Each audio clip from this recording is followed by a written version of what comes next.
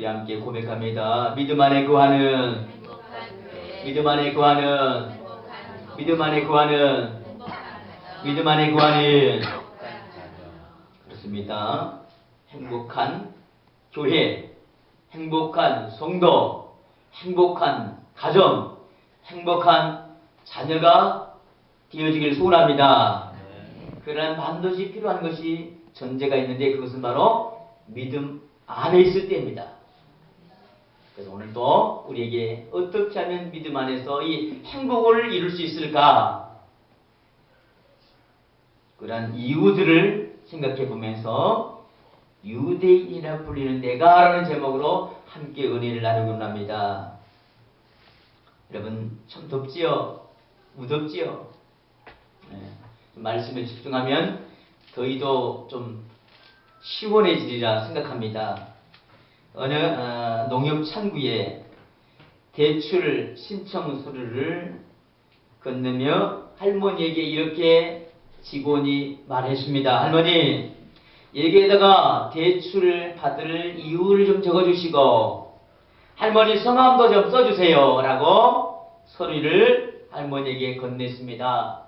그래서 할머니가 부드러운히 작성해서 작성한 것을 서류를 대출 직원에게 딱 드렸다고 합니다. 그런데 서류를 검토하던 직원이 한마디로 포복 절도했다고 합니다. 그 대출의 이유가 이것이었다는 거예요. 대출 사유 좀에 치서. 여러분 감이 안 오시죠? 이거 정성도 말이죠. 조금 힘들어서 대출 사유를 좀에 치서라고 이렇게 딱 적었다고 합니다. 목소리가 납니까? 우리 강원도 말은 뭐라 그래야 되죠? 조금 힘들어서 뭐라 그래야 돼요? 자주간 모르겠습니다 저는. 사람이 살아가는데 참 많은 이유가 있어요. 대출을 받아도요 이유가 있어요. 그냥 해달라면 안 해주지요.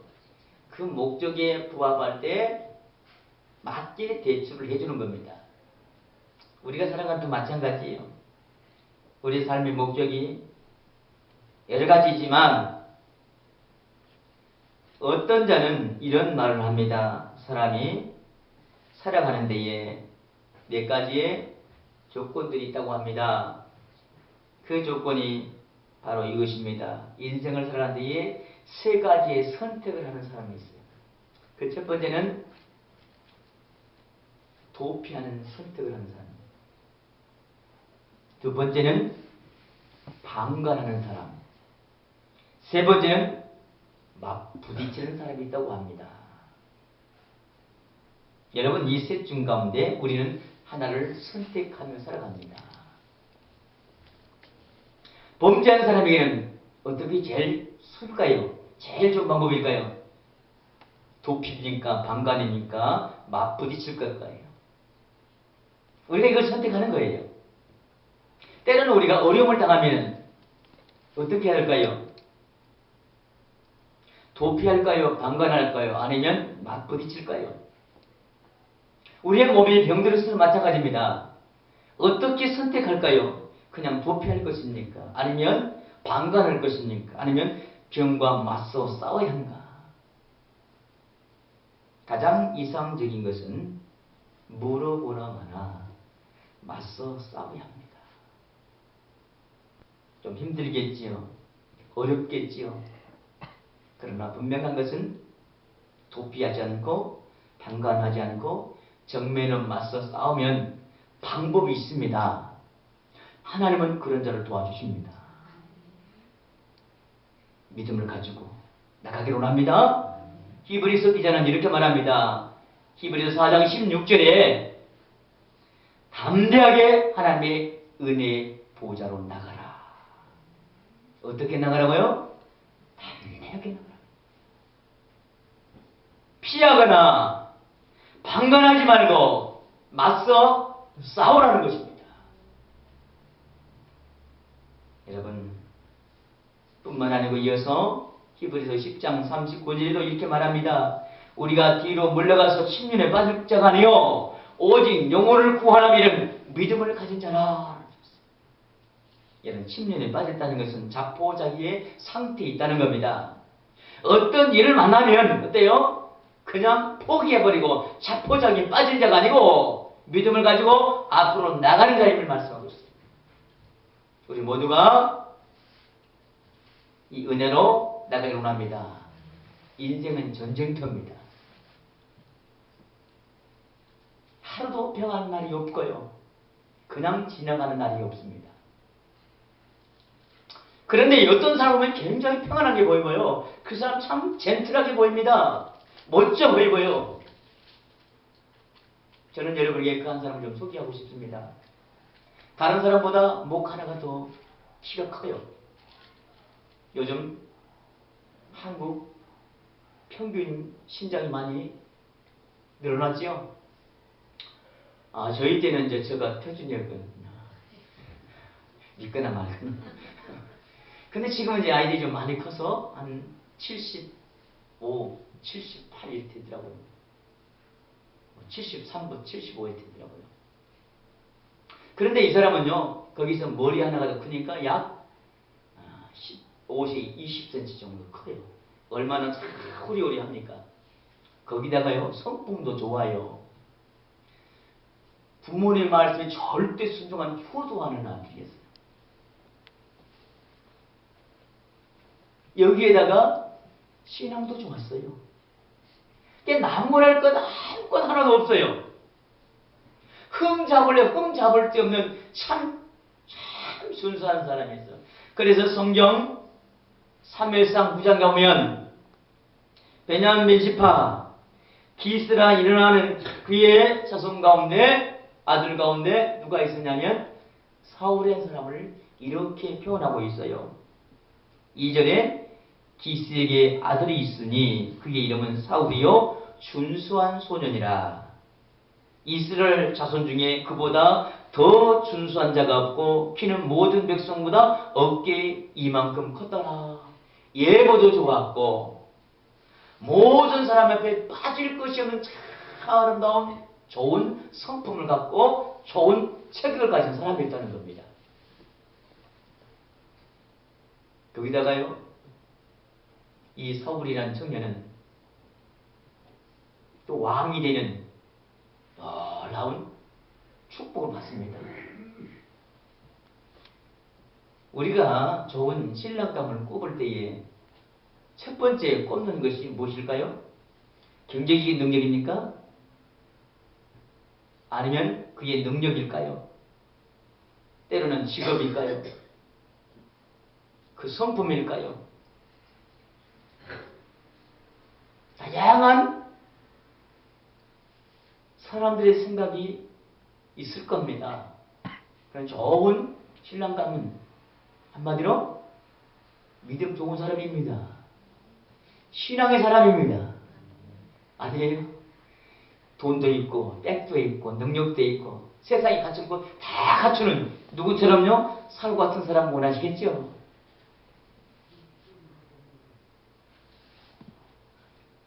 여러모로 좋습니다. 그런 사람이 있어야 됩니다. 그런 사람도 필요합니다. 그러나 사울에게 한 가지 부족한 거 있다면 그 얘기는요,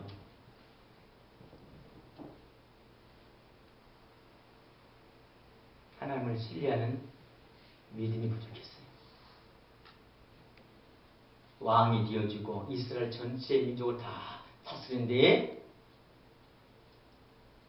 왕이 있기 전에 사사시대에 그런 신앙관을 가지고 이 나라를 다스리는 거예요. 왕이 없으므로 소견의 어른대로 행하겠다는 것이 사사시대의 중요한 교훈입니다. 그래서 사울이 왕으로 즉위한 후에 이스라엘을 다스릴 때에 전쟁이 일어나면 하나님 앞에 기도하고 나가야 되잖아요. 그러나 전쟁이 먼저 보냅니다. 역시 피할 수밖에 없지요. 여기에 비해서 다윗은 어떻게 합니까? 아주 작은 것까지라도 하나님 앞에 기도로 나갑니다. 하나님 할까요 말까요? 하나님 원하시면 하겠습니다. 원하지 않으면 하지 않겠습니다. 라는 이런 세미한 소리까지 들으면서 이 다윗은 행할 때마다 하나님이 백전백승하게 합니다. 10,000번 싸워서 10,000번 이깁니다. 다윗의 전쟁의 역사 가운데 패한 경험이 없습니다. 그러나 사울은 늘 패했습니다. 물론 승리도 있었습니다. 마지막 그의 인생은 어떻게 피합니까? 자기 온 가족이 다 죽는 이스라엘을 피하는 법궤를 빼앗기는 이 비참한 역사가 있습니다. 예문은 좋았지만 배경은 좋았지만 그 속에 심리 상태가 하나님이 없는 상태를 하나님은 반드시 때가 되면 그를 평가하시고 그에 따라 역사하시는 하나님이십니다. 우리 속담에 그런 말이지요. 보기도 좋은 것이 뭐 하기도 좋다고요? 그렇죠. 때깔이 좋은 것이 먹기도 좋다. 사실 그렇습니다. 근데 요즘 조심해야 됩니다. 유기농으로 기른 모든 채소는 참 때깔이 좋지 않아요. 그런데 우리에게 참 이롭습니다. 요즘 때깔이 좋은 것 농약을 엄청 친다고 합니다. 조심해야 할 때입니다.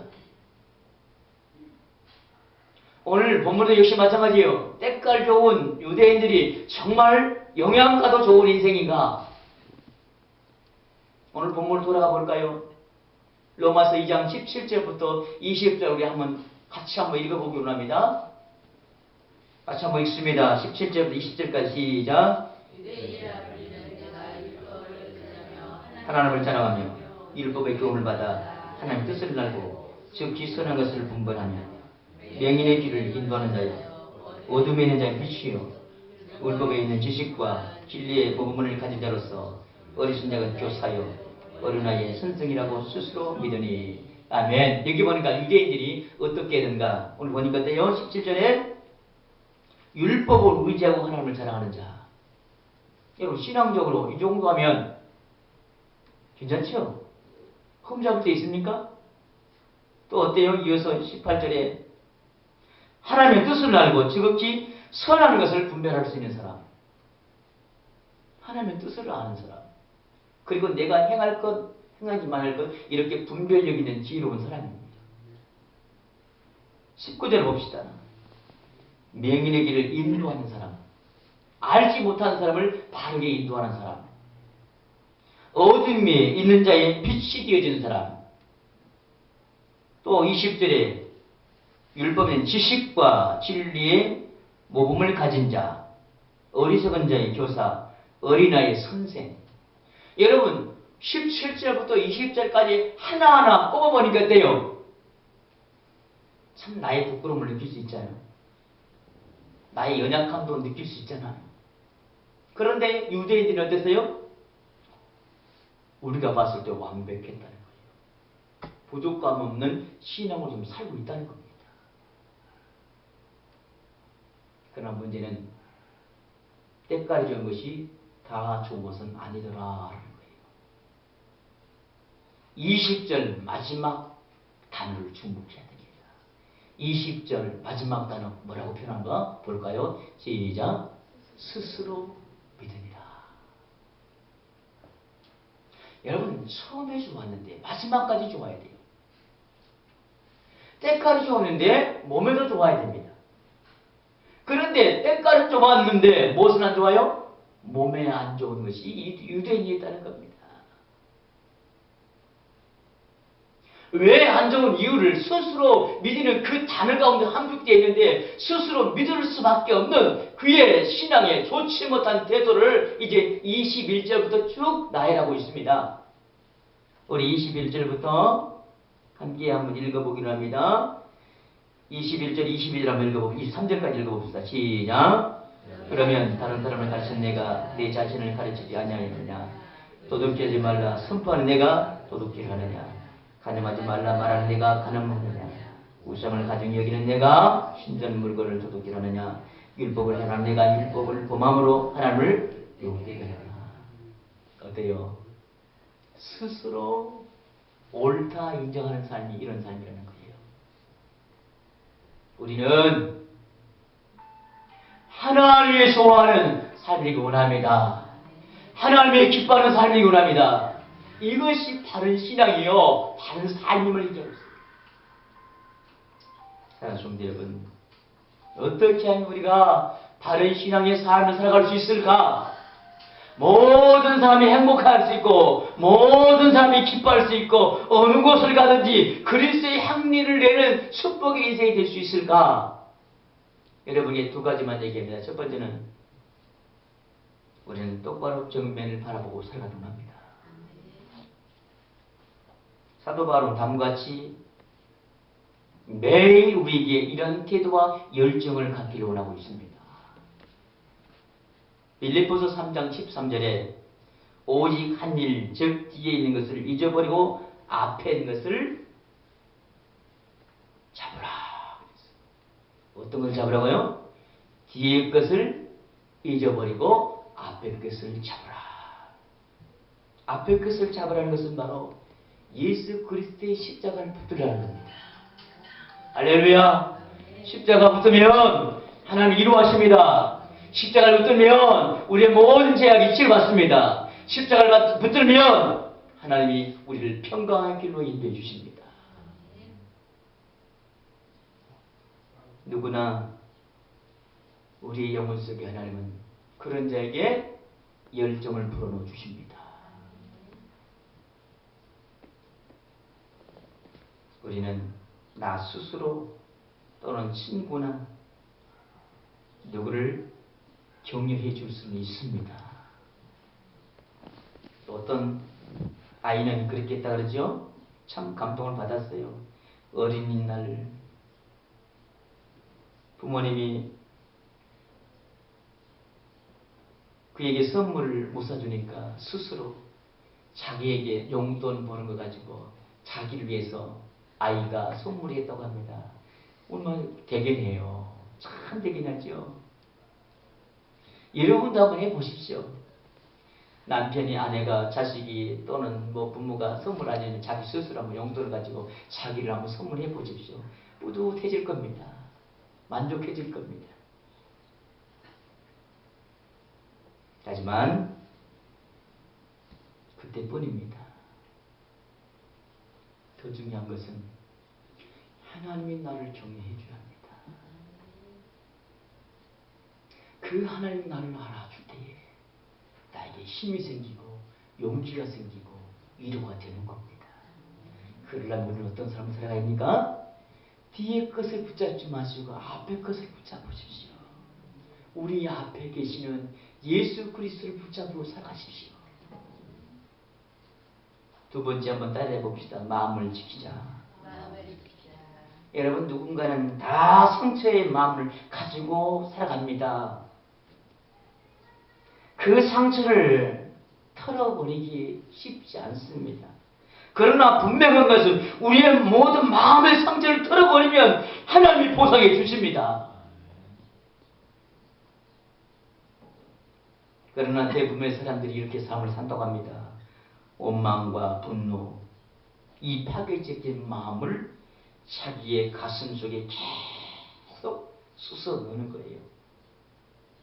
그리고 그의 감정의 뚜껑을 푹 닫고 있어요.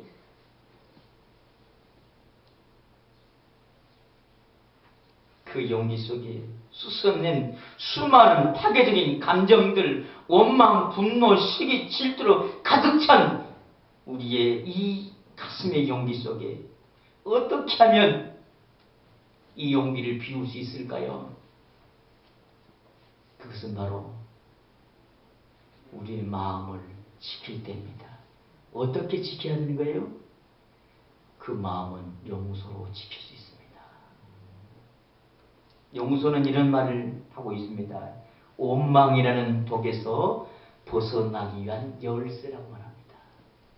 원망이라는 독을 벗어날 수 있는 열쇠는 뭐가 필요하다고요? 그렇습니다. 용서가 필요합니다. 우리가 부당한 대우를 받았던 직장의 상사들 용서하시기 바랍니다. 우리를 배반했던 친구도 용서하기 바랍니다. 어릴 적 우리를 학대했던 부모도 용서하기 바랍니다.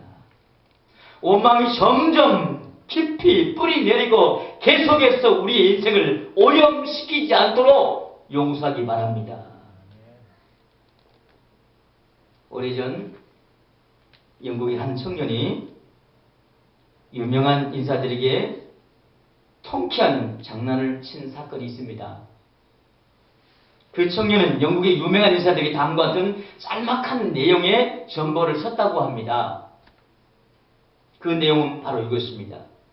모든 것이 발각되었으니 도망치십시오. 전보를 보낸 다음 날 어떤 일이 벌어졌을까요? 전보를 받는 대부분의 유명한 사람들은 주력남 치더라는 겁니다. 바로 우리에게 무엇을 교훈하는가? 우리 모두는 두 가지 속에 살아가는 거예요. 두 종류의 사람이 존재하는 것을 우리에게 말씀하는 겁니다. 드러난 죄와 드러나지 않는 죄 가운데서 들킨 죄인과 들키지 않는 죄인으로 살아가는 겁니다. 하나님 우리에게 주신 10계명 10가지 계명입니다. 1계명부터 4계명까지는 하나님과 관계를 말씀하고 있고 5계명부터 10계명까지 이 6가지 계명은 사람 사이 어떤 관계를 맺고 살아가는 것을 우리에게 가장 중요한 덕목들을 10가지로 말씀하고 있습니다. 그런데 유대인의 속담 가운데는 이 10계명 가운데 한 가지를 더해서 11계명을 만들었다고 합니다. 그 11계명의 내용은 바로 이렇습니다. 제 11계명은 들키지 말라. 세상에서 10가지의 계명을 어겨도 제 11계명에서 뭐라고요? 들키지 말라 하면 마음속 무강할 수 있다는 겁니다. 사랑하는 성도 여러분, 그러나 하나님 다 알고 계십니다. 하나님 우리의 마음속까지 헤아리고 계신 하나님이십니다.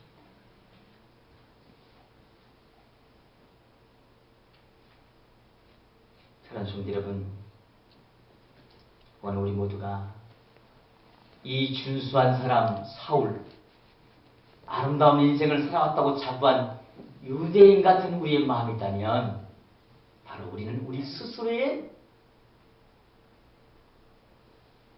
들키는 죄인과 들키지 않는 죄인으로 삶을 살아가는 우리 모습입니다. 이제 우리가 다시 한번 바라보기 원합니다. 어떻게 하면 더 행복한 삶을 살아갈 수 있을까? 더 나은 삶을 살아갈 수 있을까? 이렇게 말씀한 두 가지 원리를 잊지 않고 합니다. 첫 번째는 무엇이었습니까? 정면을 똑바로 바라보며 살아가자. 예수 그리스도를 바라보며 살아가자. 두 번째는 마음을 지키며 살아가자. 마음을 지키는 가장 중요한 것이 무엇이겠죠? 용서. 가벼워질 수 있어. 자유로울 수 있어. 그래서 하나님이 스스로라는 무덤 속에 살지 말고 스스로를 그 무덤에서 깨어나와 이렇게 살라고 주님은 말씀하고 계십니다. 마지막 29절에 이렇게 말합니다. 29절 한번 다 같이 한번 읽습니다. 시작. 오직 이면적 유대인은 할례를 마음에 할지니 영에 있고 율법 조문에 있지 않는 것이라 그 시간의 사람에게서가 아니요 다만 하나님께서. 아멘. 사람에게서 아닌 어디서요? 하나님에게서. 여러분 우리의 삶의 길은 똑바로 앞을 바라며 살아가지만 사람 보면 살아가는 건 아니고 하나님 보고 살아가는 겁니다. 우리의 마음을 지킬 때에 사람 보기에 마음을 지키는 것이 아니고 하나님 보시기에 마음을 지키며 살아갈 때 하나님은 우리의 삶을 축복해 주십니다. 여유롭게 살아갈 수 있어요. 참 불편해요.